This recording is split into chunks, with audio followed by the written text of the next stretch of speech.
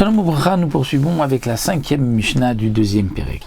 La Mishnah nous enseigne un autre cas où on va être dispensé de la Bechora, mais cette fois-ci pas par une association d'un non-juif, mais c'est que Rachel, une brebis, chez Allah Kimin Ez, a mis au monde un petit qui ressemble à une chèvre, un chevreau. Ou bien Ez, chez Allah Kimin Rachel, ou une chèvre qui a mis au monde un agneau, comme le petit d'une brebis, comme un petit mouton.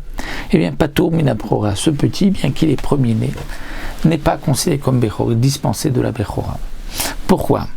La mère a une obligation, le petit a une obligation, ce sont deux espèces où il y a un digne de Bechor. Malgré tout, nous dit le Barthénora, comme c'est marqué dans la Torah, Ach Bechor Shor, le Bechor du Shor, il faut que lui soit Shor et le Bechor soit Shor. C'est-à-dire que le petit ressemble à sa mère. Lorsqu'il y a une différence, on voit qu'il ressemble à une autre bête, à ce moment-là, on est dispensé de la Bechora. Mais s'il y a un petit peu de ressemblance, c'est-à-dire qu'il y a une patte où il peut y avoir la laine qui ressemble à sa mère, quelque chose, on peut dire tiens, mais ça ce n'est pas, dans le cas de la brebis qui monte un chevreau, on dit non, ça c'est pas un vrai chevreau.